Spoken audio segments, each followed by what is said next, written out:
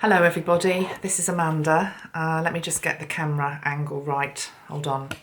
It's quite an important video, this, I feel, that we're going to be doing.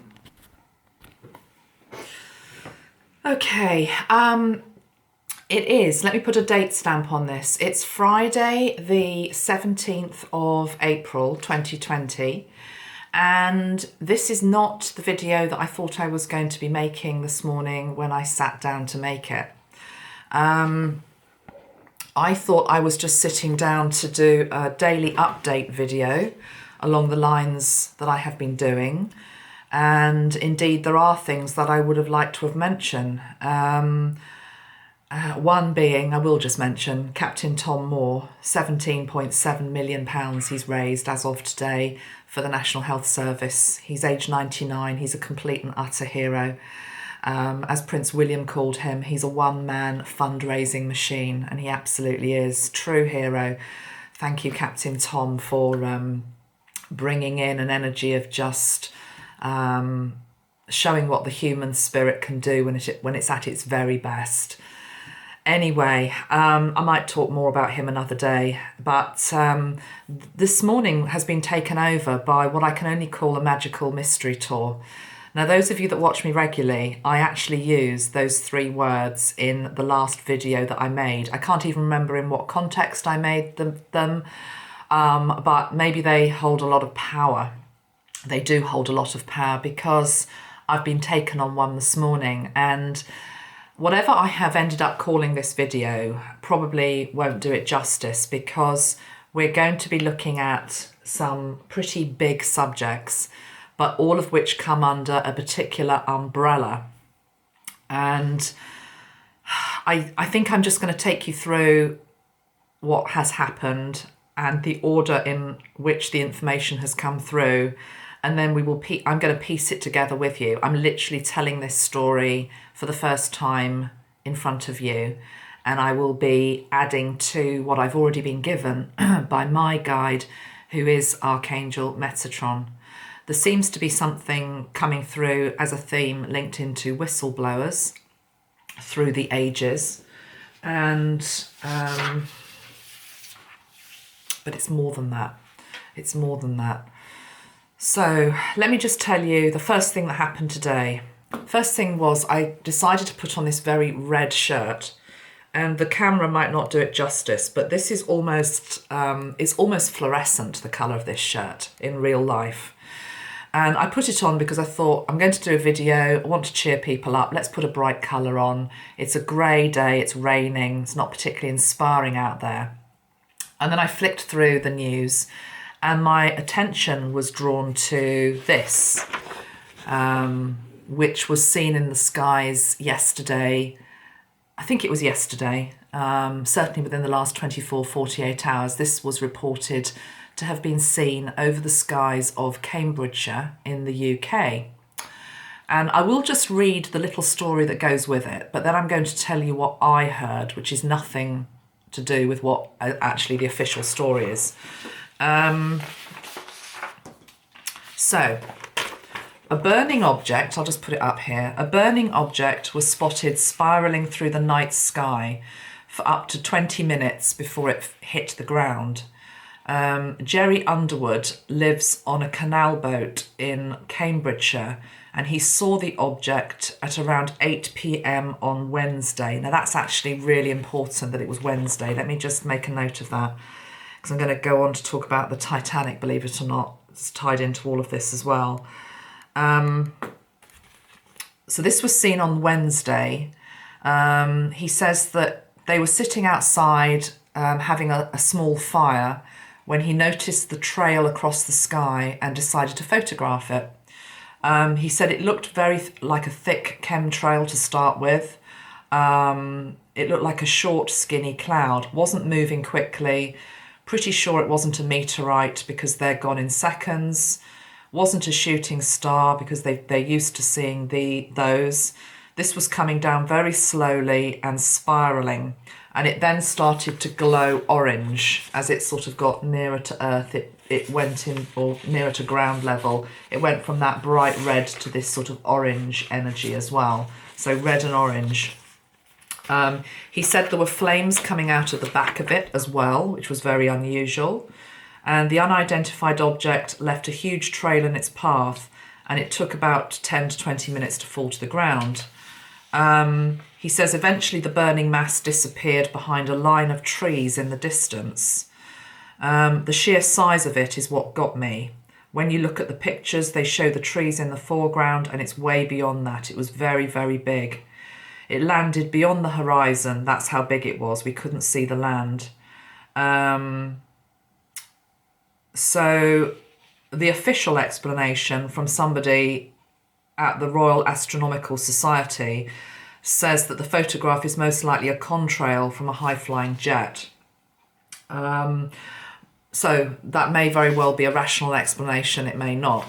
But that's not what I heard when I first saw this picture.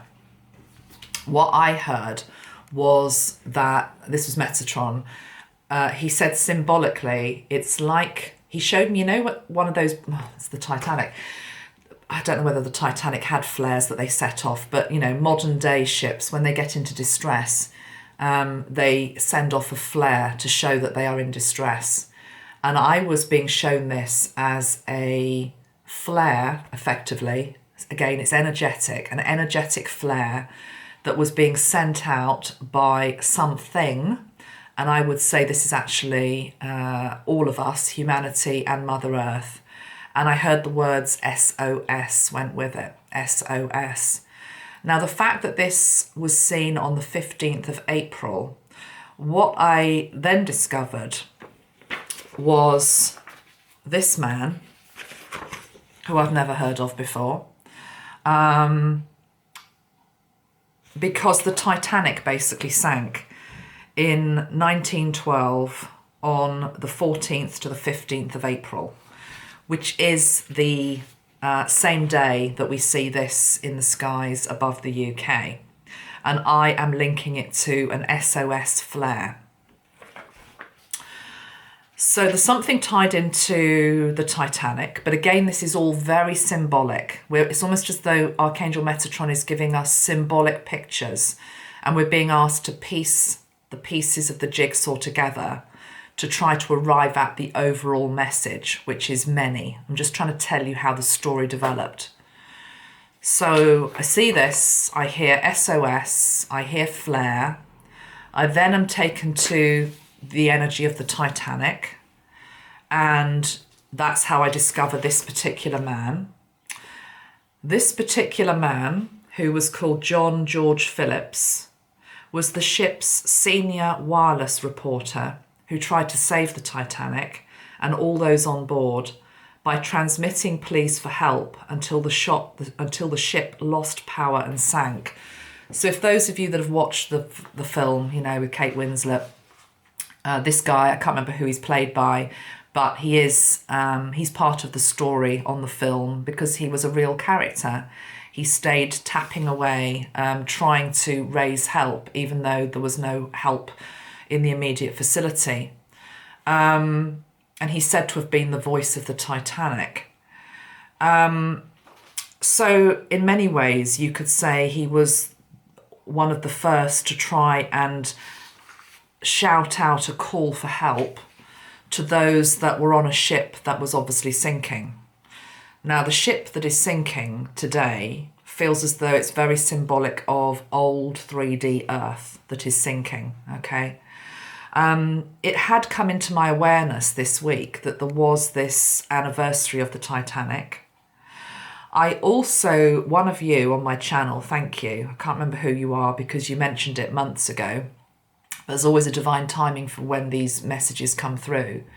You had mentioned to me another man called William Thomas Stead, who died on Titanic, but was actually a very infamous journalist. He was an investigative journalist of his day, William Thomas Stead. So he was a British newspaper editor who was a pioneer of investigative journalism, and he was a very controversial figure of the Victorian era. That's what he looked like, okay?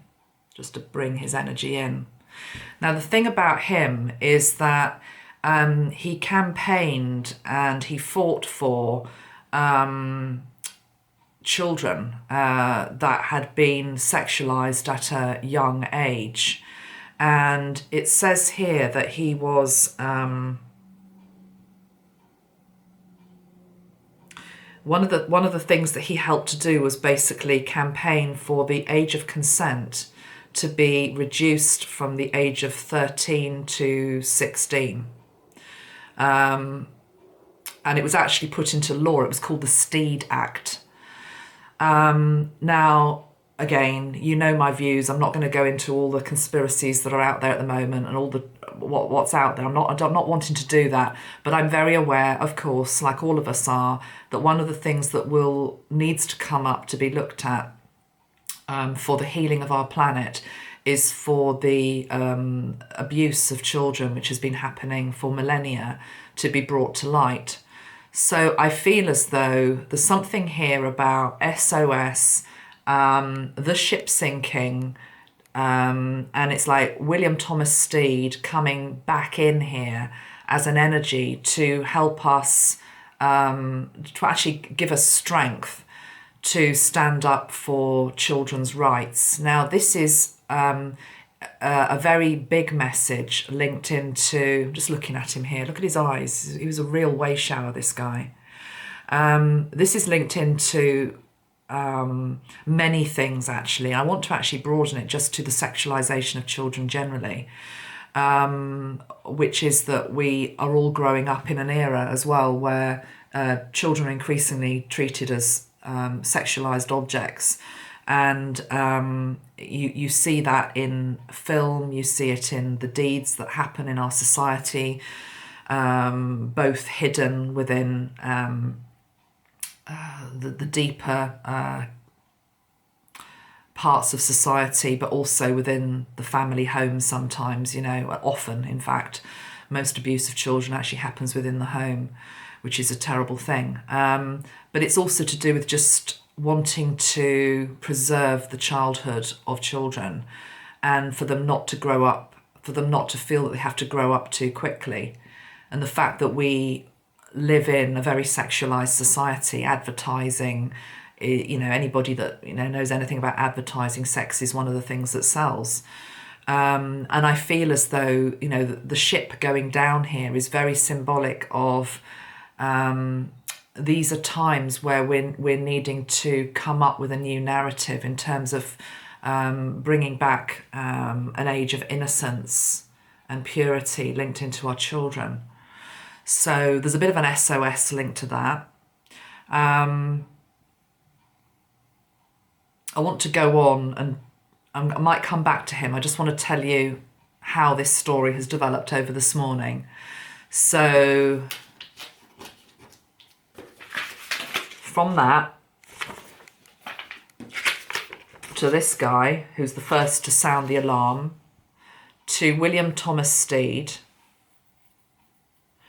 to then the whole subject of whistleblowers, people that are the ones who are brave enough to share truths before they're maybe meant to, or society wants them to, powers that were want them to. I was then led by Metatron to the Chinese doctor, Li Wenliang, I don't know if I've pronounced his name right, who was the whistleblower in China linked to the virus. And this guy, there's my piece of paper. Maybe I didn't print it out. Did I print it out?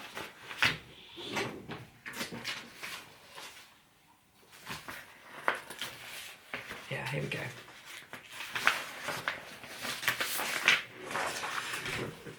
So this Chinese doctor, he's died sadly of the virus, but he was reprimanded when he was alive for spreading rumours after he sought to warn colleagues about the emergence of this new virus. And police detained him for spreading these false rumours, forced him to sign a police document admitting that he had seriously disrupted social order and breached the law. And then a week after that, he then developed a fever, and he died in February. His death sparked outrage in China, particularly amongst internet users. Censors were overwhelmed by a wave of critical posts, including some blaming the government. He created a huge wave, basically. He has been exonerated in part. The bureau that investigated what happened solemnly apologised to his family and promised to conscientiously draw lessons and improve its operations. But the report also denounced the anti-establishment labels of hero and awakener, which some people had given to Li. So it was almost sort of like, well, we're sort of sorry, but we're not really. So yeah, this was the guy who blew the whistle on the whole situation that we now as a world find ourselves in, and he did pay with his life. I looked at his numerology, and he comes out as a 28-1 energy. 28 is linked into the energy of new beginnings, and 1 is the energy of the sun. The sun is to do with illumination, and it's also the number of the leader. So this guy was very much the way shower, the leader, again, the whistleblower, the one that had the courage and the strength and the power to stand up to a whole regime, a whole culture, and he sacrificed his life for it as well. So we've got him, and then where did we go, Metatron? Then I'm just sort of sitting with the information and thinking, right, where's all this leading? What am I supposed to be, talking about in this video? You're bringing me all these different pieces of the jigsaw. I then go back to this, okay, and this flare, this cry for help is what it feels like, because you send up a flare when you're in distress. And I felt as though, the thing is, it feels very galactic to me, because obviously it's in the air. It's actually in the skies. So I was starting to think, okay, is there some link to Ashtar here? Is there some link to Mars, because it's obviously the red energy? I don't know. I then just check how my team are doing, and we're on Messenger, so I always check in every morning. And Tracy is just saying good morning to me. And she says, oh, you've just received a message from somebody. And she says the message is from somebody who's saying that they think Leonard Nimoy, i.e. Dr. Spock, Mr. Spock, wishes to come through in some sort of channeling. And she said, so I'm just passing the message on. And I said to Tracy, I said, well, actually, it makes complete sense that you're saying that to me now, So I then look at Leonard Nimoy, who died a few years ago now. We all know him, of course, as Mr. Spock, okay? And actually, look at that. The photograph I've chosen of him just happens to have a red background. I didn't realise I'd done that, okay? But this is actually what he looked like in real life, okay? He lived into his 80s, I believe. And I think, okay, so what do you want to bring through then? How is this all linked? How is this all linked? And what I learn from him is that he died of COPD, which is where you have chronic problems in terms of being able to breathe. You can't breathe. And we are, as a world, facing a pandemic where if you get the virus and it affects you badly and you end up in hospital, the point is you can't breathe. It's not called COPD, it's called something else. It's a different virus. But ultimately, if you can't breathe, you can't breathe.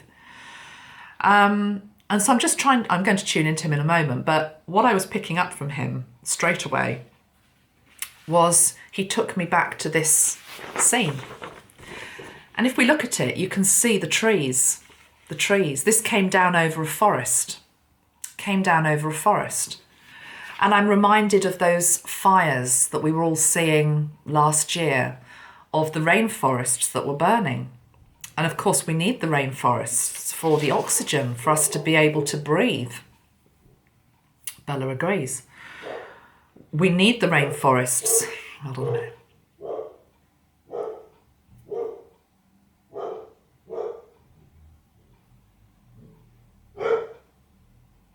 Just let her have a say. Hold on. We need the rainforests and to be able to breathe as a world. And we know from the pictures we saw last year that there was that horrendous percentage that were on fire. This SOS symbol, energetic symbol, is coming down over a forest. This is like an SOS by Mother Nature, is what I'm now hearing. This is what Leonard's saying. It's an SOS from Mother Nature to look after our natural world. Hence Bella chipping in there. You know, the natural world involves animals as well as plants and trees and the air that we breathe. It's all of it. So I'm picking up that this guy was a strong environmentalist. What I'm trying to say to you is that what I'm feeling this morning is that there are different storylines coming here, but ultimately they're all really trying to say the same thing, which is we're being given warning calls here. SOS, it's time for us to change our behaviour. So in terms of what Leonard's bringing through, there is an SOS here linked into the forests, linked into the lungs of Mother Earth, literally. And that's like a personal plea from him, who is somebody who ended up that he couldn't breathe. But equally, he's saying the planet had got to a point where it couldn't breathe. Those of you that have watched all my videos I've done on this know I've repeatedly talked about and brought up as a glimmer of hope the fact that the pollution levels are receding across the planet because we're all inside. We're not consuming in the way that we were. So when we are released from lockdown, are we going to go back to our old ways where the pollution and the smog just climbs again to an intolerable level when the planet can't breathe? The planet is actually giving off an SOS here. So that's one aspect. I might come back and channel all these people now. But I just want to wrap up the story before I do that. We've then got this. There seems to be two people from the Titanic that are coming forward. We have William Thomas Stead, the investigative journalist, who is, he's showing me with a whistle, you know, probably like they had maybe on the Titanic, and not that he did, but maybe the people that were trying to control it when it went down, they had whistles that they were blowing to try and maintain order. But he's showing me here there are things in our world now which are very wrong. And it's like a cry for help. And I feel with him, it's linked into the children. But this chap here as well, I feel also deserves some respect as well. John George Phillips, who basically, I want to tune into him first, actually. And then also we've got this man, who again was a whistleblower in a different way. So let's do it one by one. I want to just first go to this man, John George Phillips, nicknamed Jack, okay? The ship's senior wireless operator who tried to save the Titanic and all those on board by transmitting pleas for help until the ship lost power and sank. Just look at his picture for one moment. So those of you that are empathic and can also tune into people's energy, let's just look at him. The first thing that strikes me is how young he is, how young he was. Somebody's son, somebody who was obeying orders, somebody who didn't leave their duty, who sacrificed themselves for others. There's an energy of nobility here and dignity and self-sacrifice, which isn't a particularly PC thing to say anymore. We don't like to think that we live in times where we might have to sacrifice ourselves for the greater good. But actually, I think certainly here and here, we've got two examples of that. We've very clearly got two examples of that. So let's just see what I can pick up that wants to come through as messages. So firstly, this guy who was sounding the SOS signals on the ship. What would you like to say, John? Okay, the sheer panic.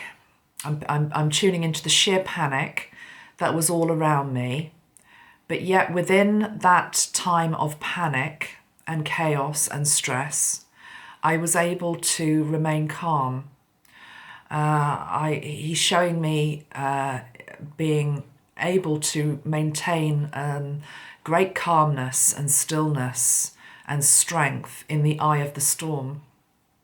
And that this was given to him by God, and that anybody that finds themselves in a position thus, not that most of you are obviously going to be on a sinking ship, but this is an analogy of what is being forced, that we have to let go of, old earth, and the panic and the chaos that can ensue because people don't understand what's happening, and why is everything feeling as though it's spinning out of control, and I don't understand anything anymore.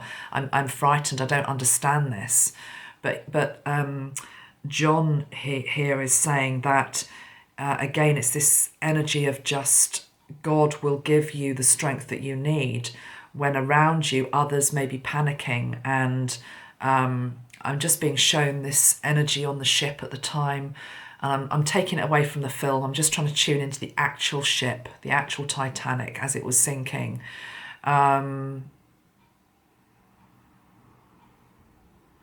He's saying to me that take it away from the film, he's saying, because he's saying the reality is on that ship there was much more quietness than you would have believed from the film that you've seen. He says that it's something to do with when you're in some energy which is linked into catastrophe or disaster. He says people can be very stunned. It's like people get stunned into silence. And he said there were many people who actually didn't move, literally didn't move, were almost incapacitated by fear. But he says, I was able to carry on. I was able to continue to do my job because my job gave others hope on that sinking ship.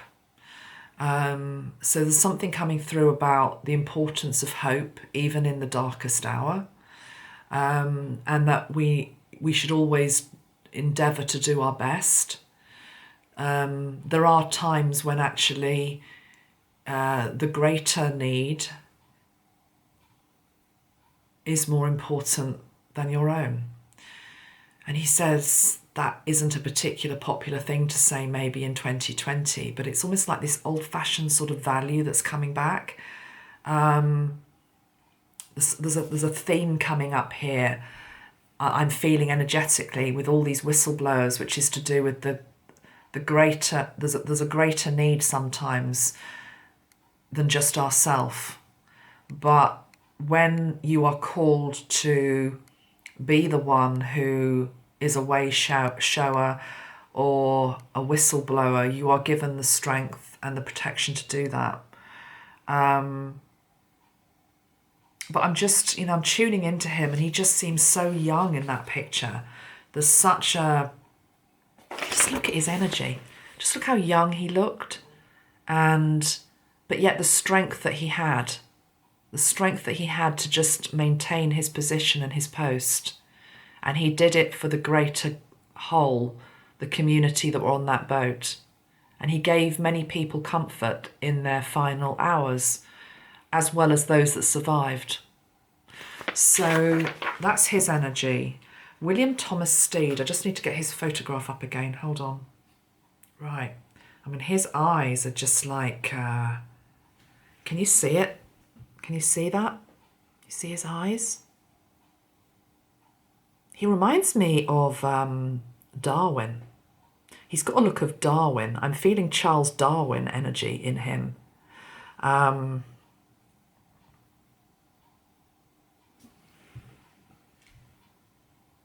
That's weird. You didn't see that, but did you just see that my camera went black? I think it just went black. And then it flashed back on. It went black and then it came back on. I didn't touch it. So it wasn't just that the battery was, that means something. Reset moment, he's saying. There's a Darwin energy with this guy. Darwin was all about the evolution of the species, wasn't he? We need to evolve as a species. Is this Darwin I've got, or is this you, William? Not quite sure who I've got here. Have I got both of them? Hold on a minute. I just want to double check who I'm actually channeling here, because I'm not quite sure who I've got. Where's my...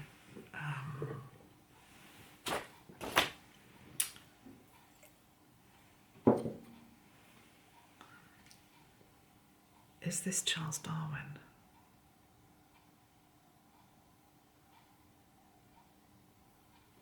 No.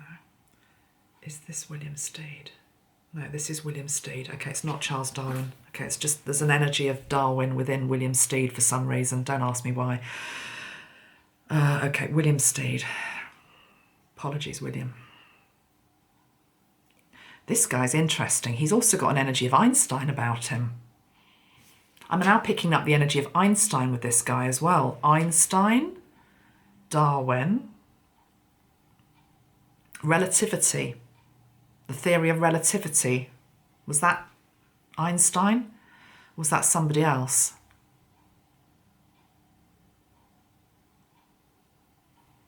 What are you trying to say? William Stead, William Thomas Stead.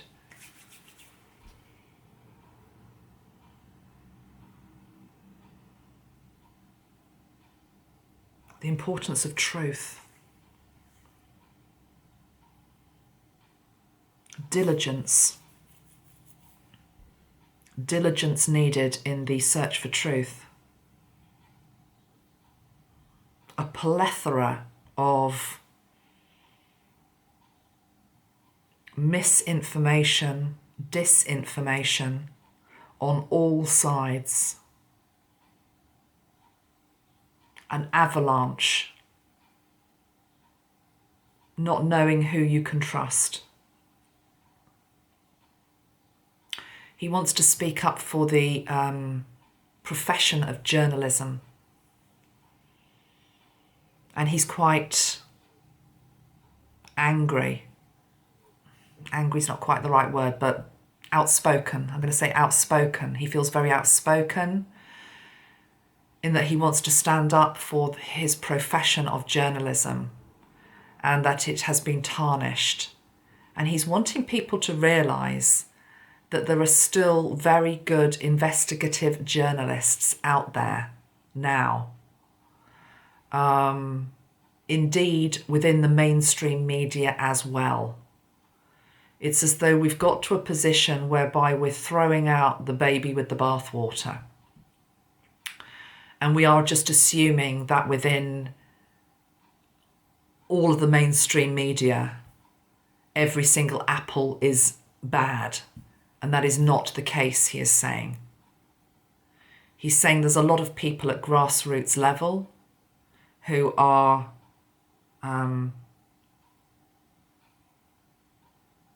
very scrupulous. Is that even a word? Because I know unscrupulous. It's the opposite of unscrupulous. Very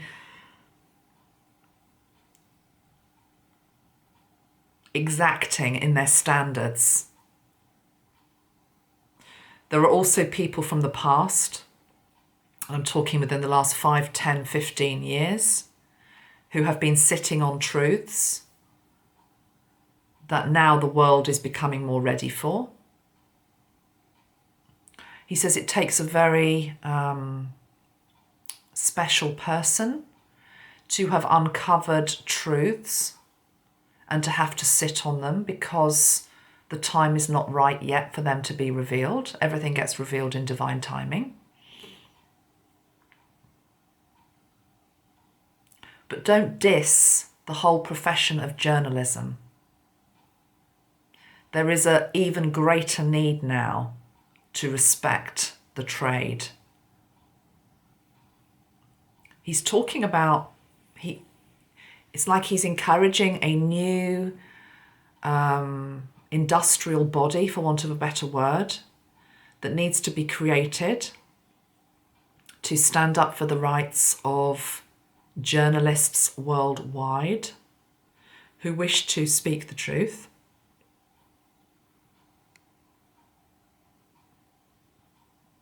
Again, it's like this umbrella type organisation that I'm seeing. And I'm seeing it's from many different countries. He's saying where we're going wrong is that we are all too bogged down, for want of a better word.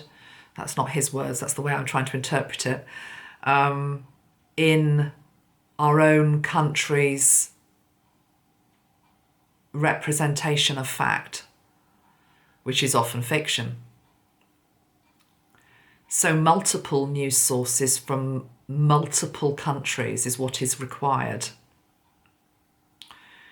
He's showing me some sort of industry body, and I don't think this exists, or if it does, it needs to be reformed, which is a worldwide industrial body for the highest ethical standards in investigative journalism. And on that board needs to be representatives from all countries around the world. He's also saying that we need to be opening up our ears more to hear what is happening in other countries. We're all too concerned with just what's happening in our own backyard, and it's holding back the evolution of the species. If we truly started to understand other countries and what they're going through, their triumphs as well as their difficulties, we would soon start to move more towards an evolution of the human spirit. But because we are too tunnel visioned in just what matters to us and our country, we are slowing down the overall evolution that needs to happen.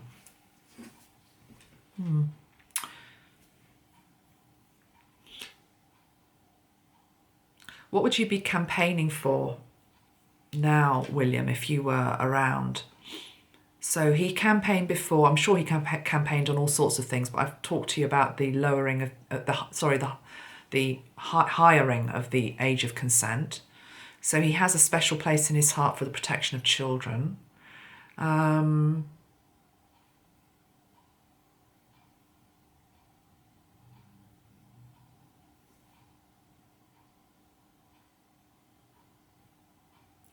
his eyes are just like, look at that. Is that 20/20 vision or is it not?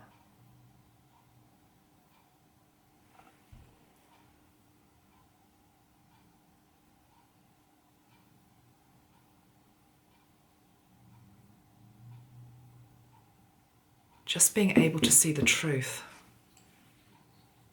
Helping people to see the truth.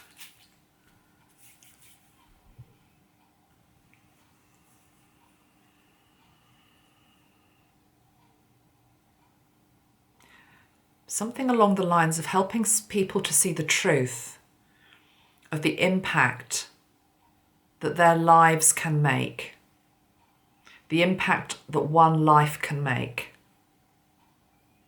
the deeds that one person can do, the mistakes that one person make that then have a ripple effect. I'm just seeing this guy as a huge, I assume he was American, was he? I think he was an American. But he's showing me as he's like a global figure. This guy's a giant.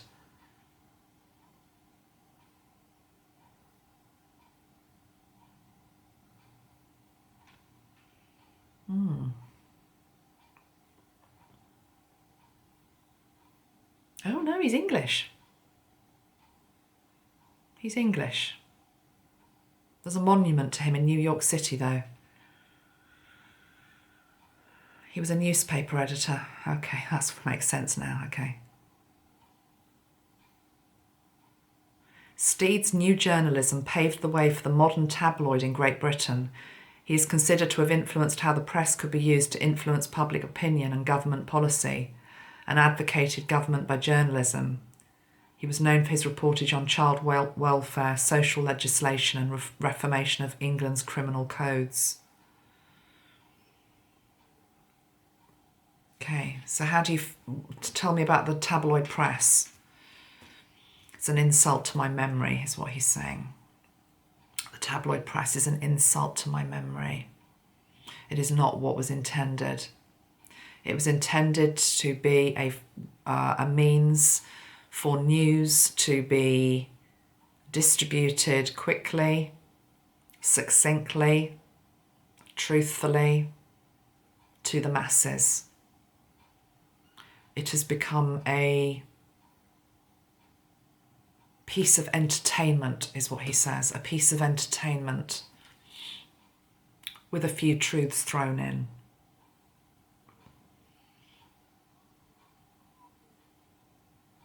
He's taking me now to the days of the height of Fleet Street, when papers used to be printed in Fleet Street. For some reason, I'm seeing the Times, which is a paper that's still going. There seems to be a link with the Times. I'm, for some reason, wanting to put the Times above others. Oh, I know why it is. The Times used to be a broadsheet. It used to be a broadsheet and a slightly more, in-depth paper than certainly something like the Mirror or the Sun or the Express. And the Times, I'm pretty sure I'm right in saying, became tabloid. So it's as though some of the broadsheet papers are too elitist, he's saying. People won't read them for whatever reason. So it's almost like the ethics and the depth that is within a lot of these broadsheet papers, if they can be brought down to tabloid level, he seems to be all for that. I have to tune into him again. I think that's all I can get from him today. Let's move on then, and let's look at this guy, Dr. Li Wenliang. Okay. Oh, I coughed just as I put his photograph up. How ironic. Okay. Right, let me just get into this guy's energy then. That photograph of him ill in hospital is really disturbing because he looks so unwell. I'm not sure I even want to look into that one too deeply.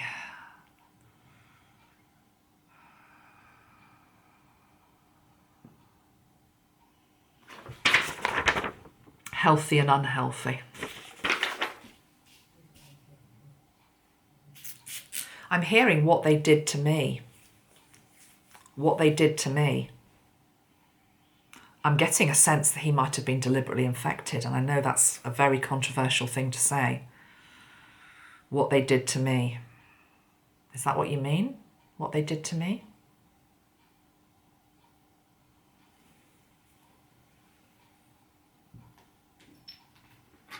I'm going to pull a few cards. What are you trying to say? Got like a slight pain here in my head now. I think he was subjected to some form of mental... When I say torture, I mean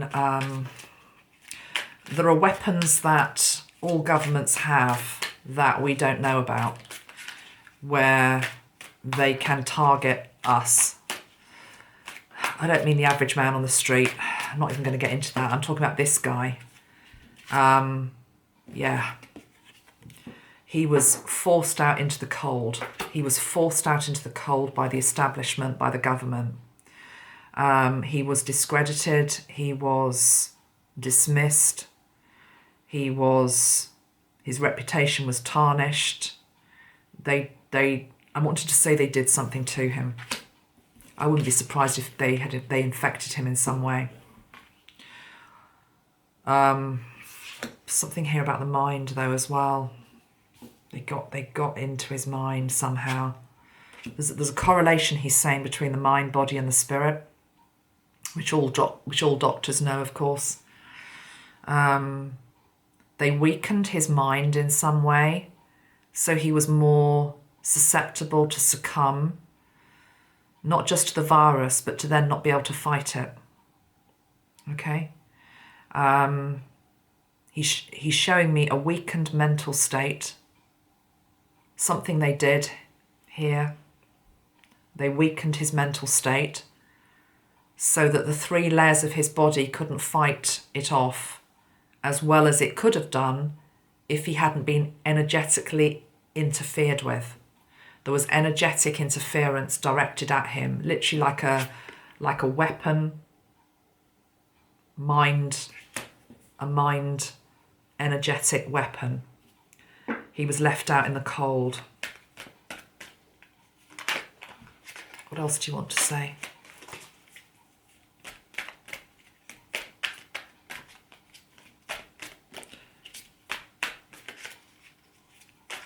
They tried to silence me. Yes, I know they did. They tried to silence me.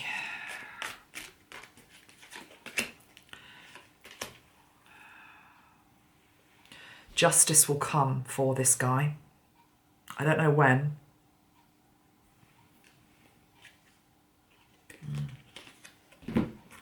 Because we're not being told the full story.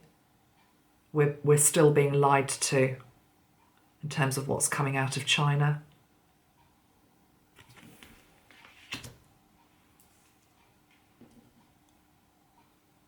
He says it was my choice, though, to make a stand. The Lovers is the card of choice. I knew that by making that choice, this would happen. I would be left out in the cold, for want of a better word. But justice is coming. Okay, I'm just going to step back from this guy's energy because it's quite full on. Let's just see what else. What else do you want to say? Oh, bless you. It's like he wants us to say sorry to the world. I don't know why you want to say sorry, because you're the one that tried to warn us. He's carrying an energy. This guy needs some healing. This guy needs some healing still. He isn't completely healed in spirit. He's gone to God, but as I've observed when I do my mediumship work, often they still need healing in the afterlife. And oh boy, I can't even look at his photograph. I can't. I'm going to have to turn that over. I'm sorry. Let's just send him some light. He's got almost like a guilt complex that his voice wasn't loud enough. That if he had spoken louder, reached more people, spoken earlier, that somehow this could have been prevented. It wouldn't have been. Let that guilt go. We don't need to forgive you, but if you need our forgiveness, we forgive you. But I want you to be able to feel the love that's coming at you from many people around the world who say thank you for trying to warn us. I'm going to actually have to spray some violet light here. I don't know whether you can feel what I can feel, but this is heavy. Archangel Zadkiel, let's just spray some violet light. Let's transmute this energy. Let go of that guilt that you're feeling. You do not need to feel the guilt. You have nothing to feel guilty for. He holds an energy, and maybe this is cultural. I'm not Chinese. Maybe it's something within the Chinese culture, which is to do with, it's almost as though he's feeling guilty for his country. Does that make sense? It's almost like he's got the guilt of China on him. But it's like he's taken it onto himself for some reason. Let that go. Let that go. Please let that go. Let's bring Archangel Zadkiel's violet flame around this energy, around you, around this situation. Let us bring in the violet flame around Wuhan. Let us bring the violet flame in around the animal markets there, and around the science laboratory, and around the hospitals. Let us bring it around all that have been affected. But most of all, let us bring it around you. I'm just getting this sense that I'm still very much in my head. You know, it's like I've got his energy here. It's all in his head. This poor guy was so stressed out and so overwhelmed. He was so able to see what was coming for the world, and he feels as though nobody listened to him. But yet they did. They did listen. But it wasn't your fault. It wasn't your fault. Those of you that can feel what I'm tapping into here, maybe we can just do some collective work with him and just send some light to him. And it may just be a case of lighting a candle for him, because, you know, this guy is still in a degree of torment. And when I say that, what I'm actually feeling is I don't know whether he's fully transitioned to the light. Let me just light another candle for him. Now, I think what's happened with him is that he's stayed close to the earth. He's made a choice. The Lovers is the card of choice. He's also choosing, for whatever reason, to stay near to the earth because he sort of feels responsible for what's happening down here. And it's got nothing to do with him. Well, you know, it's not his fault what's happening. So let's just light a new candle for you. And let's ask Archangel Metatron to take you to the light. Let's ask Archangel Metatron to take you to the light. Just give you the opportunity to take Metatron's hand. If Metatron as an energy isn't one that you resonate with, whatever aspect of God resonates for you, let that aspect of God just materialize now and just show you this corridor to the light. And please take it with our blessings. And I'm seeing now there's these hundreds and hundreds of people. A lot of them are Chinese, but a lot of them also from all over the world, and they're clapping you. Can you feel the clapping and the applause and the gratitude? I'm also seeing people bowing like this. They're bowing to you, and they're just saying, please, go to the light now. Go to the light. Your job is done. Thank you. We honour you. Thank you. We honour you. Thank you. We honour you. Please go to the light.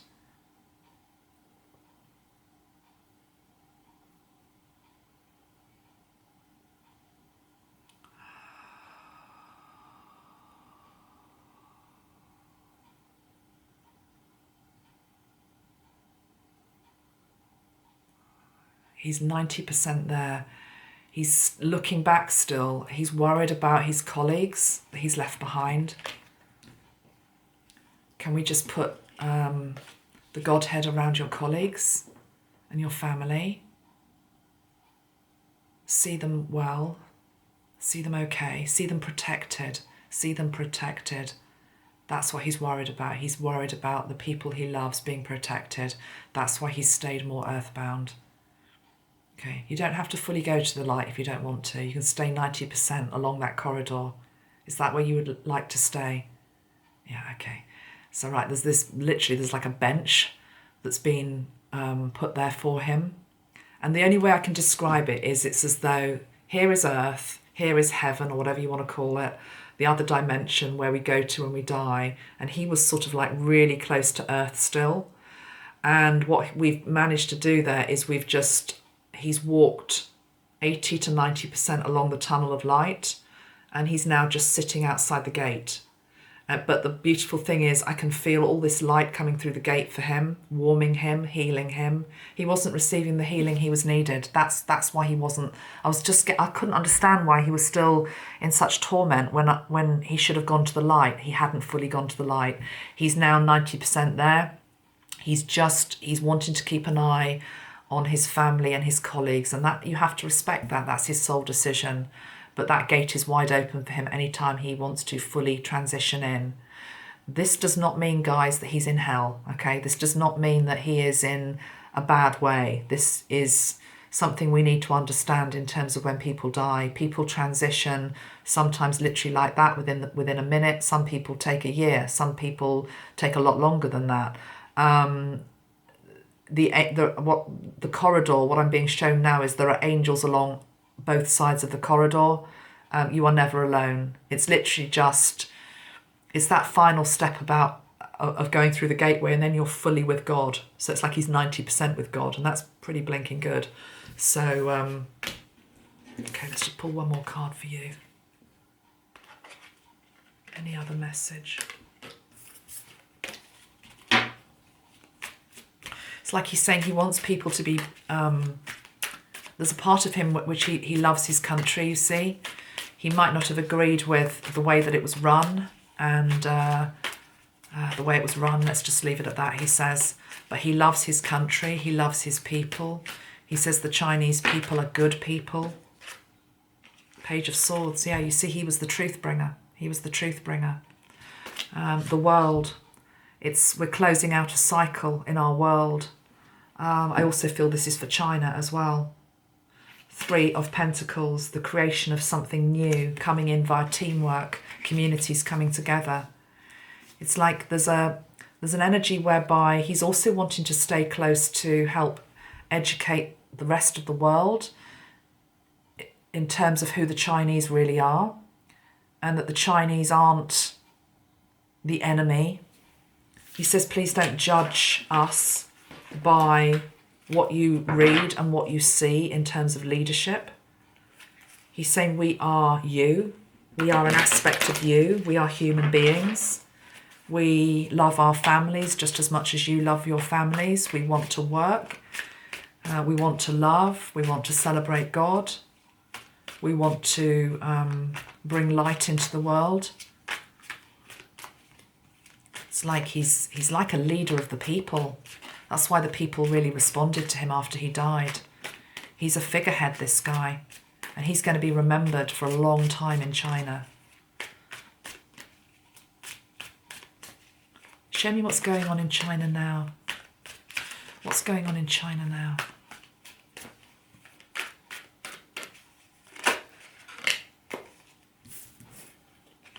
Well, the recovery continues.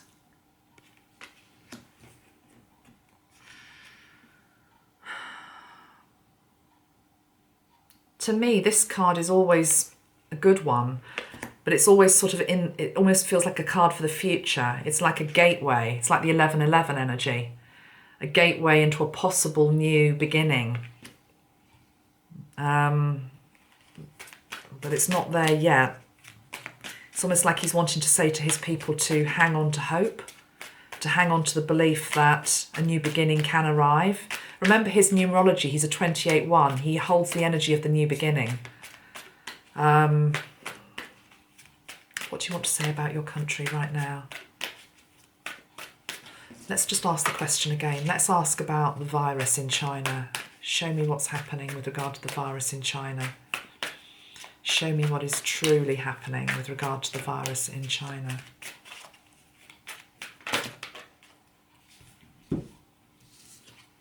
Nine of Swords. Lots of people are very frightened still. Life is getting back to a sort of normal, but people are very frightened. They're very frightened that it's going to return.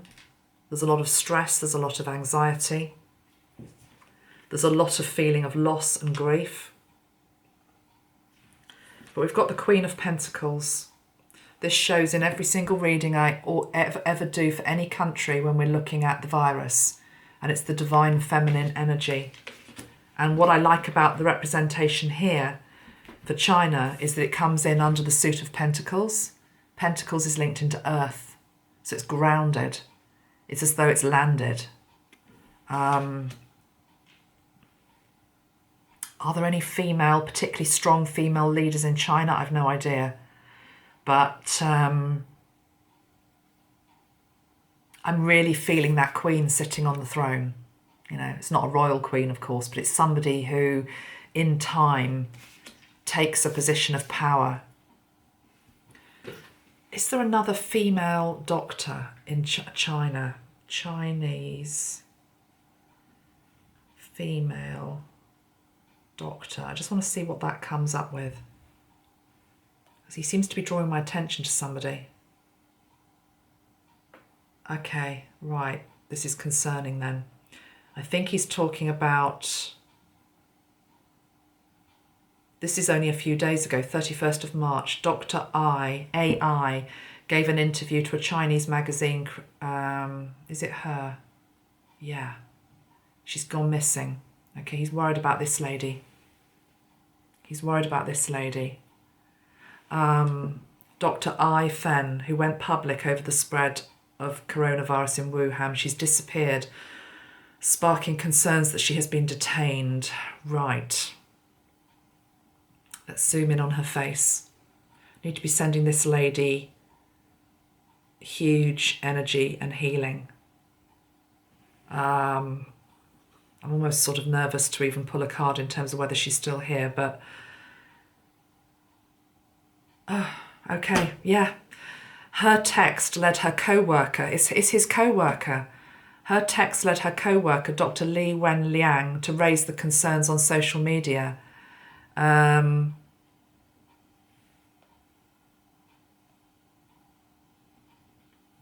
So this lady says she faced unprecedented, extremely harsh reprimands by officials at Wuhan Central Hospital after she shared a picture of a patient.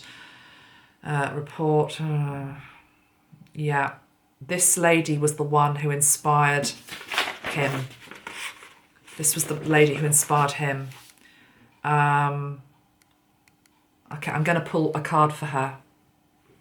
He's worried about her. He sees her as the queen. He sees her as the queen. She deserves more credit than me, is almost what he's saying. I wouldn't have spoken up. I wouldn't have known even to speak up if it hadn't been for this lady. Dr.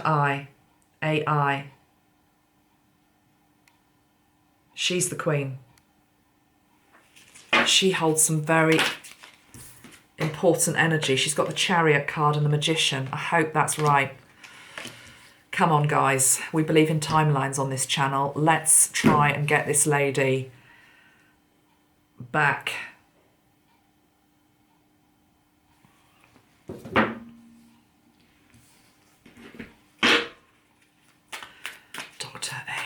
Dr. I.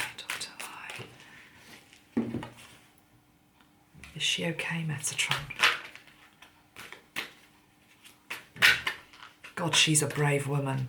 My God, I'm just tuning into her. She's a blinking warrior. She is a warrior.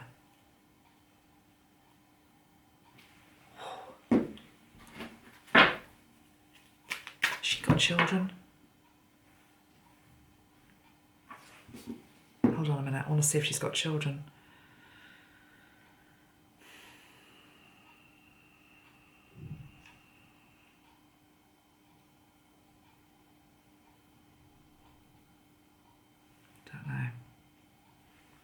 Picking up children around her. Chinese doctor.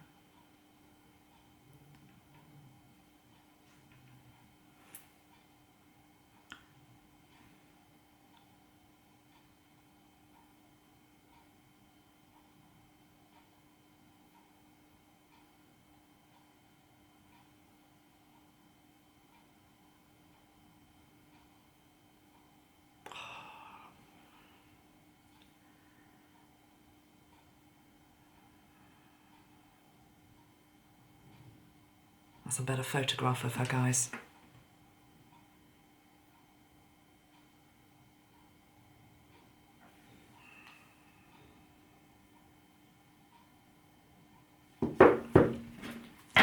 What can you tell me about this lady? What can you tell me about this lady that we're allowed to know? What can you tell me about this lady that we're allowed to know?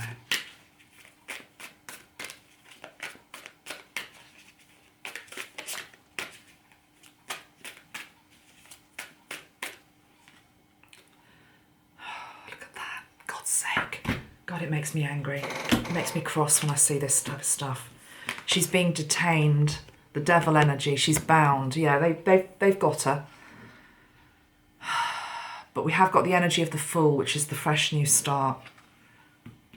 And we've got the Two of Wands. I think that's him and her. Not romantically involved or anything like that.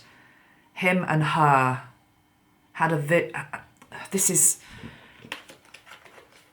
is powerful energy. These two Chinese doctors are so much more than what we think that they are or were. Visionaries is what I'm hearing here. Visionaries. Trying to birth a new world, trying to birth a new consciousness in China. She's bound at the moment. The devil energy is around her.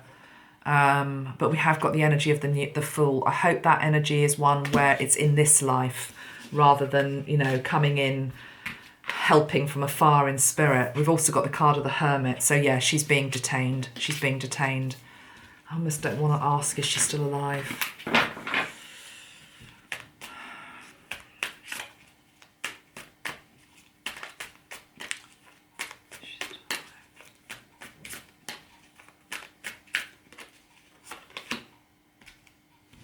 They're not telling me.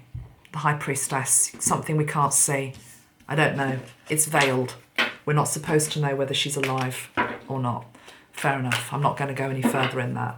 I just want to honour these two souls. Okay.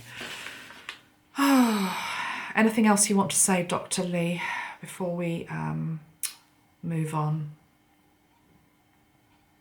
Oh, thank you. He's just like, thank you, thank you. Thank you. He's so humble. He's such a humble man. He's so humble. Thank you for... It's almost like thank you for allowing me to speak. Thank you for... I don't know. He's grateful. Okay. Right. So, where do we go now? We are going to end with Leonard. Let me just spray the sage just to clear the energy a little bit. I feel I need to clear the energy before we move on to Leonard. Let me get some sage. Where's my...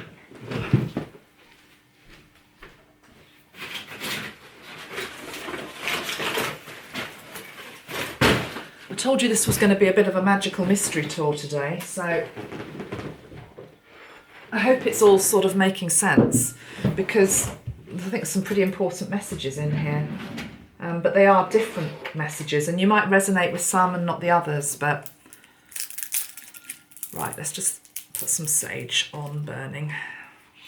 And let's do this linked into what we've just been talking about in China.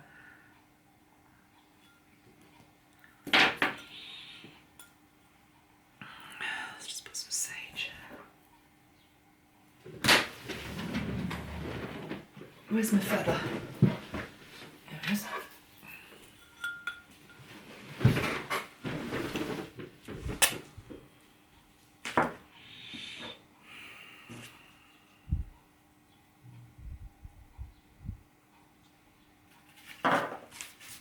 I feel like I should be doing the Spock gesture now, which is live long and prosper. I don't think I can do it because my finger, I'm not very, what's that word? When you're not very flexible. I don't think I can even do it. So you've got to have one like that. You've got to somehow make a V. You see, I can't get, it's interesting, I can't get, that little finger won't go there. Anyway, I'm not doing it properly. Let's let Spock do it. Okay, live long and prosper. So we're going to do this, live long and prosper. You can do the you can do it to me, okay? I'm trying to do it to you, but I can't do it because my fingers won't work, but weird. It's just the way my brain is. So you'll have to teach me how to do that, Leonard. Sure, he says. Sure, in that lovely voice he had. He had such a rich, deep voice, didn't he? Leonard Nimoy. Okay, let's just get the sage going. Then we're going to come to you. I have to...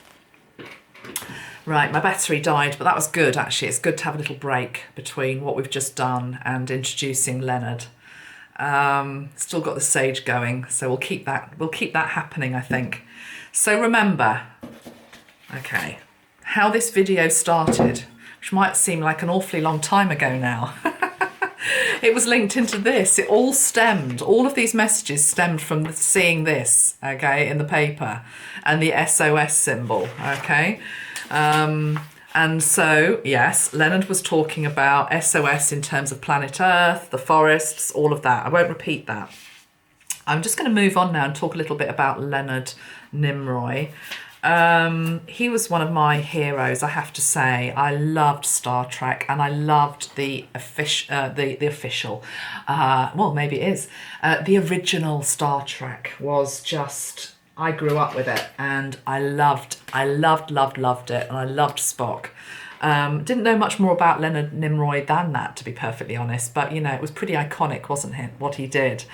He was born the 26th to the 3rd, 1931, which makes him a 25/7, which is really interesting because 25 is linked into the rational scientific mind.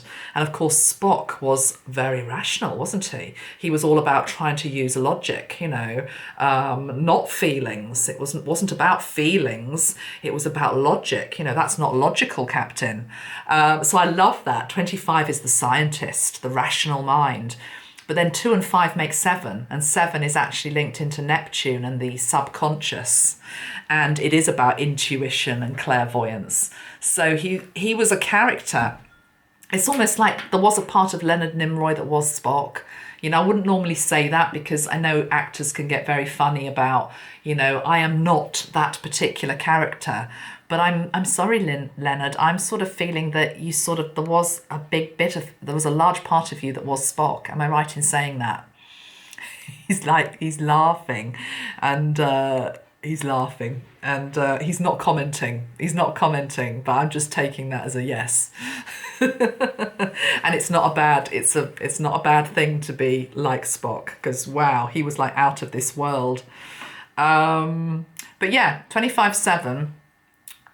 The other thing that intrigues me is he was born 1931. So there's a lot of talk at the moment about, you know, that I've talked about it this week, the recession, that we're going to go into this recession and it's going to be as bad as the 1930s. Well, I've already said I'm not feeling that it is going to be anywhere near as bad as that. I think we're going to bounce back. But you see, Leonard grew up during that Great Depression. So he might have something to say on that or not. I don't know. We'll see in a moment.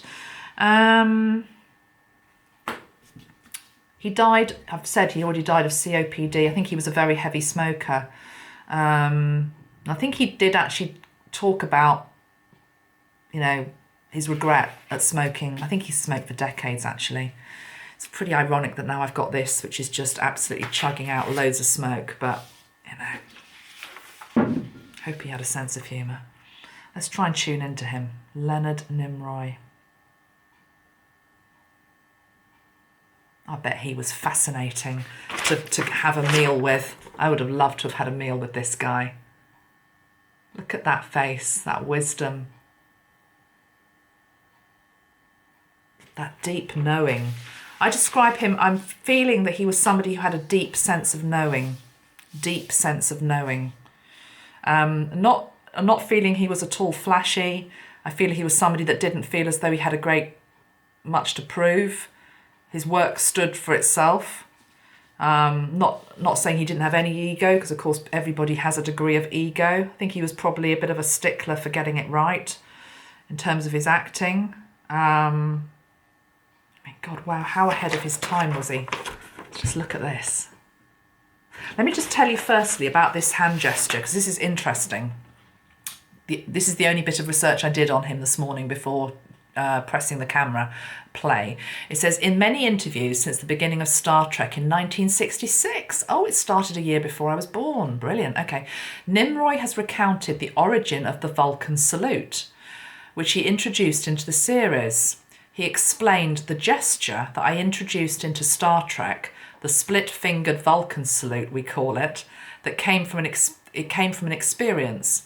I'm going all the way back to my childhood again, when I was about 8 years old, sitting in the synagogue at high holiday services with my family.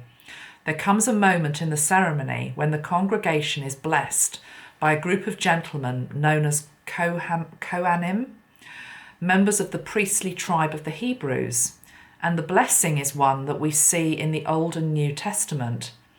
The blessing is, may the Lord bless you and keep you. May the Lord cause his countenance to shine upon you, and so forth. When they give this blessing, you're told not to look. You're supposed to avert your eyes.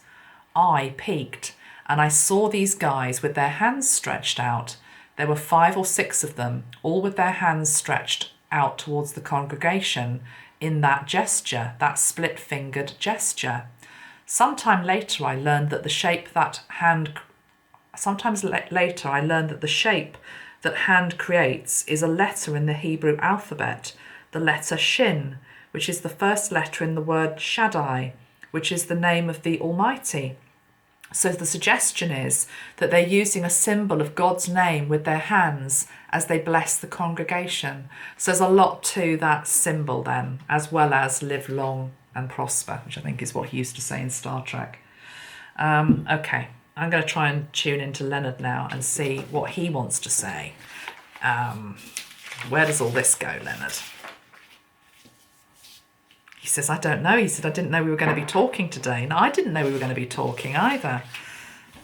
But it's very nice to be in your company. Okay, so I've just got him sitting down in this, it's like an armchair. And it's a straight-backed armchair. It's a bit like the one I've got downstairs, which actually, there's a story behind the chair, so I'll just say that. The chair that I've got in my house, it's an antique, and it came from some stately home. God knows how we ever came across it. It was a friend of a friend that gave it to us, and the story goes that the Queen Mother once sat in this chair. It's all been upholstered since then. It's a red velvet chair. We've got it downstairs. To be honest, Bella usually sits on it, which is the biggest joke because Bella thinks she's the queen of the house, of course. But it's like, that's what I'm seeing Leonard sitting in, okay? And it's for royalty. This is a chair for royalty. That's the point of me telling you this story. So he's sitting in a chair. It's a bit like a throne. But it's, he's having a laugh with us. He is very much as he was in life, very, can I use the word strangly? Is that such a word? What I mean by that is his body is very, he's very slim, he's very tall, rangy. Rangy, is that the word? Rangy. Muscular, he's saying, go on, I like that. But I'm not being silly, it's not like Popeye muscles, it's just he hasn't got a lot of body fat, basically. So it's like a muscular type build, very slim. Classically dressed, very smartly dressed, white shirt, black trousers or dark trousers. He's got nicely polished shoes on his feet for some reason. I think he was a stickler for time. I'm being shown him with a timepiece, like one of those old-fashioned the precursors to a watch, where you would get the time out on a chain and you'd put it into your pocket. And that's weird because in the film Titanic, the captain does that on the deck of the ship. Do you remember? I think I'm right in saying that the captain gets out the timepiece, looks at it, taps it or something, and then I think, am I right in saying, Leonard? Then it's like all the water comes through the ship and he's no more. So are you trying to tell me something by the fact that I'm being shown this timepiece? He's getting out this timepiece, and I'm sort of wanting to say that the clock is at 11:11, wake-up call time. This is a wake-up call. Okay, it's a collective wake-up call. Okay. He's saying, you know that anyway. Yeah, we know that, but yeah, okay. Talk a little bit more about that then. What do you mean? It's time for people to come back to who they really are, who they always were, and all they can be. The bird outside, signalling that also. The crow, the raven, the owl. He's bringing in a lot of bird energy for some reason.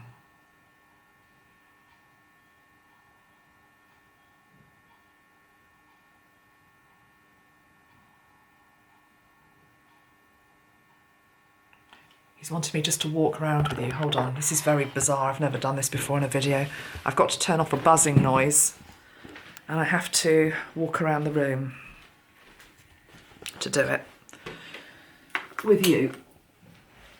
Okay, we're all going on a bit of a journey, he's saying. We're all going to be going on a bit of a journey. The human race is about to go on a bit of a journey. I have to now go and open the window. Need to let the fresh air in. Okay, this is all symbolic. We'll do what he's saying. Enough? That's about right. Okay, it's got to be just so. He's very particular. Everything's got to be just so.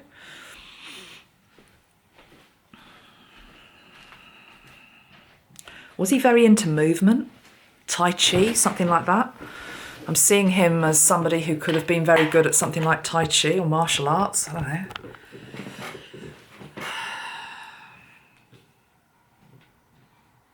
Don't think it's yoga. Something like that. I don't know. Okay, what are you trying to say, Leonard?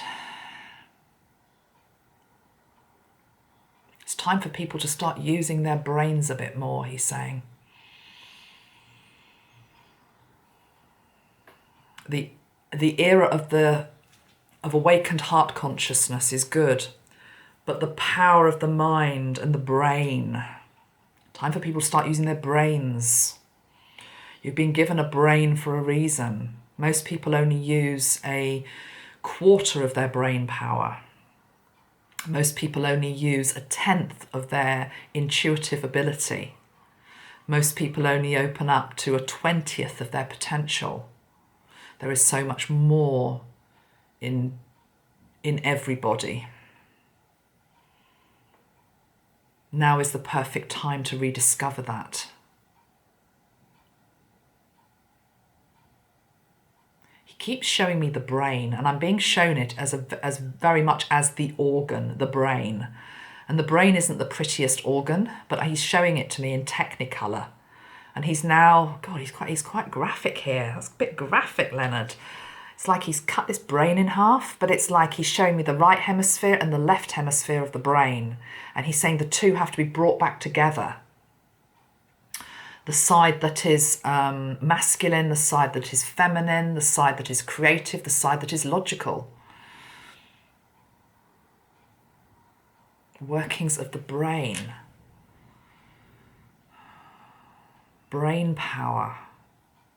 We're all it's like there's an energy here of it's like he's trying to say, it's like we've all become a bit dumbed down. We've all become a bit dumbed down. We've all become used to only being fed. This sort of ties into William Stead now as well, the journalist. Fed just little tidbits of information, light little notes, things that don't challenge us too deeply. If it was a book, it's by somebody who's quite, flowery and light. He's saying, it's about, we need to be using this more. We need to be using this more as a human species. I am going back into William Stead now as well. It's like they're all linked today. There's this thing about evolution of the species. Seems to be something Leonard's talking about, which is we're all being dumbed down, but we're doing it to ourselves. Stop blaming other people for doing it. Stop blaming, echelons of society for doing it to us. You have a choice in terms of what you read. You have a choice in terms of what you view. You have a choice in terms of either keeping this alert and active or not. It's almost like I'm being led here to the deterioration of, when I say mental health, I'm not talking about depression or anything like that. He's talking literally about, as you get older, it's supposed to be very good, for example, to learn a foreign language or relearn a musical instrument or learn a musical instrument or do Sudoku or do crosswords or anything. He's actually saying it's anything. He's saying it's even like when you go for a walk. At the moment I'm going for a walk every day, but to be honest it's getting quite boring. It sounds awful because I'm by the beach, but it's like the same bit of beach every day. It's the same street that I'm walking down to get to it. And he's saying it's not because it's to do with the fact that your brain, it's the way that the brain is wired. He says the brain has to have new stimulation regularly to keep it active and for it to keep upgrading. So he's saying the fact that so many people at the moment are in lockdown, they're looking at the same four walls, they're listening to the same voices, they're looking at the same material online. He's saying it's even more important that you try to do something different. So if you're going out for a walk, you walk down a different street, you see a different scene, you see a different garden, you come across a different person. He said that's the way that the brain grows. And I know he's right in that. But he's also saying for those in lockdown, it's like saying people are, it's not doing the brain and the mind any good to just keep looking at the same four walls. So, okay, so what's the guidance then? Because that's sometimes what they have to do. He's saying go within. Go within. He says you can change the four walls of your own home. This is very Dr. Spock. He's saying you can change the four walls of your own home. You can be sitting in the room that you're in now and you can be imagining that room in a completely different colour, in a completely different way that it is decorated, with different objects in it, with different energies in it, you know? So there's this need for a deep dive into the creative process at this time, the mental process, the rational mind. He's saying even things like choosing to eat different types of food is very good because, again, it stimulates the brain. It's like, I haven't tasted that before. I've never put that combination of foods together before. Oh, I don't know if I like that, or maybe I do like that. But it makes the consciousness start to question new things. So at a time when you might be feeling as though new experiences are not possible because you can't go out of your front door, he's saying there are always 110 different new experiences you can have every day just by changing things up a little bit. Okay. And he's talking very practically here, you know, even down to, he's showing me myself in the morning. He says, why do you always go and get the same mug? Why do you always have the same brand of coffee? Why do you always have to drink it at that particular place? Why do you always have to do it at that particular time? He's saying you can shake it up a bit. And he's saying by shaking it up a bit, it helps something to do with the rewiring of the brain. It's to do with the rewiring of the brain, whether it's, I don't know if there are electrodes in the brain, but he's just showing me it's like neurons firing off into different directions because the brain recognizes, oh, this is different. She doesn't normally sit here. She doesn't normally do that. She doesn't normally drink that without milk or without sugar or whatever it is. It's as though it keeps the mind active. It keeps the brain active. Okay, all right. He's saying now is a perfect time to get out those books that you've been putting off reading. And he's showing me Stephen Hawking. He's showing me the Stephen Hawking book. And yes, I have got it downstairs in my bookcase, Leonard. What's it called? The Stephen Hawking book. Brief, you know, the one which is to do with the universe. And I'm going to have to look it up. Hold on. He's showing me Stephen Hawking. Hold on a minute. Stephen Hawking book. I know you're all shouting at me.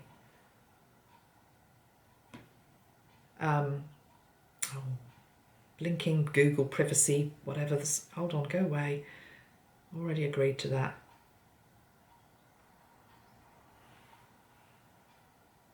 A Brief History of Time. Well, that's a bit of a challenge actually, Leonard, but okay, Brief History of Time. He's saying, why not? You know, that would be a great book to dip into. Okay. He's also showing me Stephen Hawking here, and he's saying again, look at somebody like Stephen Hawking who was confined to within his body. He's saying ultimately everybody is confined within their body, but most people's bodies can still walk or, you know, reach out, etc. He's saying, but for Stephen became increasingly imprisoned by his body, which he did, of course. He became more and more handicapped by not able to do things, wasn't, of course, able to speak either. But he said, look at the rich world that man inhabited. He said that man inhabited a much richer world than most people have who are fully bodied, fully able to speak, fully able to move, fully able to have the whole universe at their fingertips and go anywhere they choose to, see anybody they want to. But yet the man who sat within that wheelchair, completely incapacitated, unable to even speak, had a richer had a richer world than many people. He said there's a lesson in that. He said it's not just the fact that he was extraordinarily intelligent, although of course he was. He's saying it's also the fact that he understood the importance of questioning, everything. And by questioning, he's talking about just digging deeper, spending time investigating. Again, this energy of investigation with regard to William Stead that we were looking at earlier, the journalist. But in all areas of life, digging deeper into yourself, digging deeper into anything. I'm looking out of my window now and I'm seeing a tree. Do I know what that tree's called? Do I know, how much do I know about it? Nothing, absolutely nothing. I've never bothered to look. He's saying bother to look. By that you start to deepen your knowledge. You start to deepen your understanding of all that is, because within that tree is almost the mysteries of the whole universe. Okay, yeah, I do understand what he's saying. Can I ask you about the breathing, Leonard? COPD, the fact that you couldn't breathe.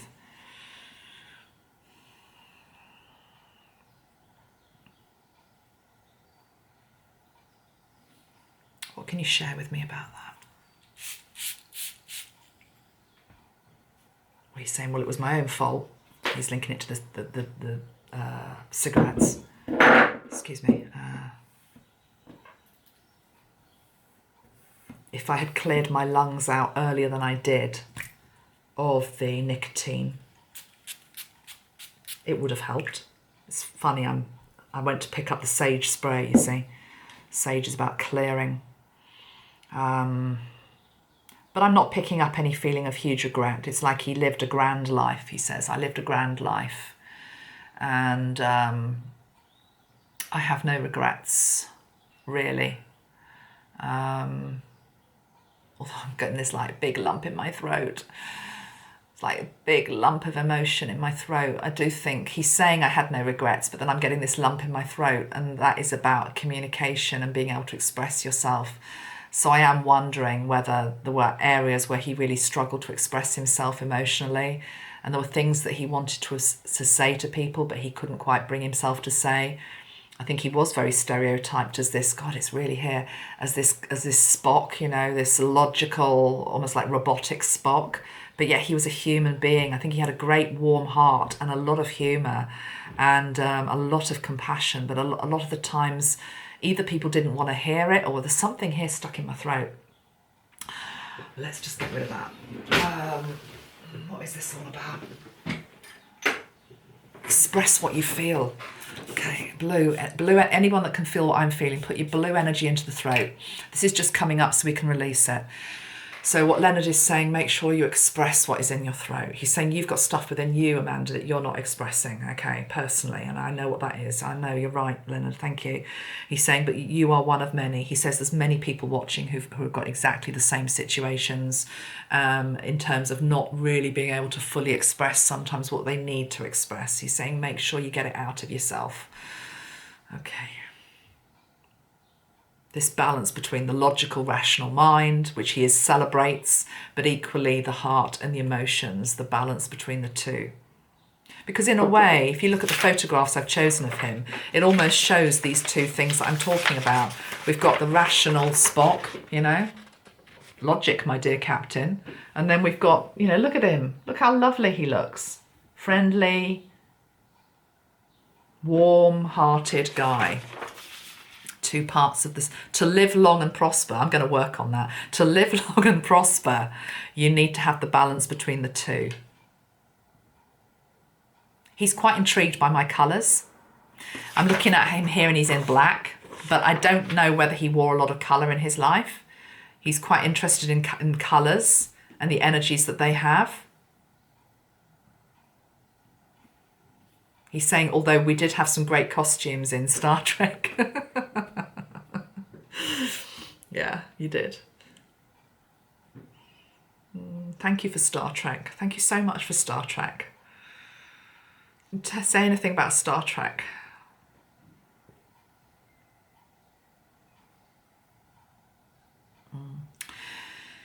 It introduced to people that there are worlds out there of which they know nothing. the Earth is not the be-all and end-all, that there is a great big universe, indeed multiverse out there. And it opened people's minds up much more than they realised to life on other planets, time travel, different dimensional realities, learning from other species. He says within Star Trek there was usually a storyline which was also to do with learning something from the place that they landed on. That not all aliens, he doesn't like that word, are bad. He said, why do you think Captain Kirk kept falling in love with lots of them? Jim was always falling in love, wasn't he, with the women on a lot of these places that they landed in. He says, yeah, I think that was a bit unfair that Spock never got to do that. But no, in all seriousness, opening people up to other dimensional realities, to go where no man has gone before. He said we ploughed a path there that was very needed, and from that other films and genres sprang and will continue to spring. And he's very proud of the groundbreaking work that they did with Star Trek. He says people at the time saw it as this little show that came into your living room on a Saturday and a bit of escapism, but actually it had so much more power than that, which is why it has endured. He's very proud of the newer series of it, and the people within it, who he says carry on the legacy very well. I don't know whether there's a new film in the offing, is there? Is there a new film in the offing? He says the next Star Trek film will be very, very different to the ones that have gone before. And I'm getting a sense this might be even one that's not even in production yet, or even being thought of. But I'm being shown a very different type of Star Trek, which is more to do with it's like a Close Encounters of the Third Kind type scenario. It's sort of where they, you know, for want of a better word, visit us here. They come to us rather than us always having to go to them. He's saying, I'm working, I hover around certain screenwriters and producers in Hollywood. I'm wanting to say, is it James Cameron, who was the guy who directed Titanic? I have no idea. For some reason, I'm hearing the name Cameron. James Cameron, was it? Anyway, somebody who has a grand vision is what he's saying. A director who has a grand vision of where they're able to take an audience and what they're able to help people believe, step into, very much like Titanic. I think it was James Cameron. A story that was so vast that was able to be put into a film, albeit a long film. But he says that film is one that people can watch time and time again because they've made the characters believable. The story is true, and there is integrity within the script and within the production values. Was he a producer? Was Leonard a producer? I feel as though he might have been involved in production and direction as well, maybe in his later life. If not, maybe that's something he might like to come back and do. But he's showing me himself very interested in the production and the direction of things, more than sort of the acting. It's as though that's where his true passion lay. Or if that wasn't the case, maybe he was just interested in producers and directors and had a great respect for them. I don't know. God, it's 1:25, Leonard. I've been sitting here for hours. It's lovely being with you. I just suddenly looked at the clock. Time is an illusion, he says. Yeah, time is an illusion. You're right. He says it's 1:30 here, but what time is it in another part of the universe? He says you can jump timelines easier than you think you can. He said that's something for another day. Should we come back and look at that another day? I think that'd be fascinating, yes. It's been really lovely to have an introduction to your energy. I really like his energy.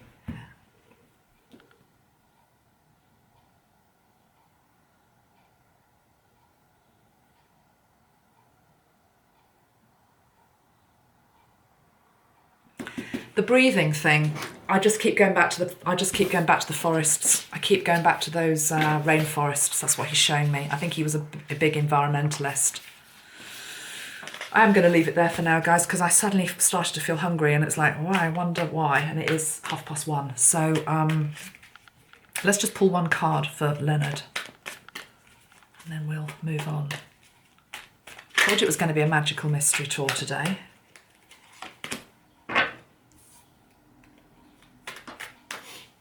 What am I asking? What am I asking?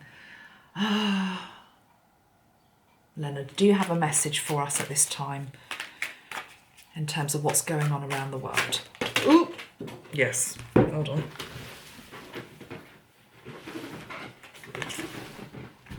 We are being freed from the 3D old Earth energy, and we are moving into the age of Aquarius. The star card is linked into Aquarius. The stars are aligned for the era of Aquarius, the age of Aquarius. We are being freed from the shackles of the past, and we're moving into the age of Aquarius. And the star is the best card in the pack. It's also about the energy of healing, and it's the energy of hope. So I love this guy's energy. I'll definitely be coming back and talking to him again. But for now, I am going to leave it there. I hope all of that was interesting. I will put time stamps on it so you can go back and watch the bits that you found particularly interesting. Anything else to say? I don't think so. Oh, I will end just by saying one thing, which is, no, I'm going to leave that for the next video. I'm going to keep you guessing. Much love, everybody. Bye-bye for now. Take care of yourselves. Bye. Oh, go and watch some Star Trek. I mean, it's Friday here. It's the weekend. I'm going to go and watch some Star Trek this weekend. Yeah, that's what I'm going to do. Bye.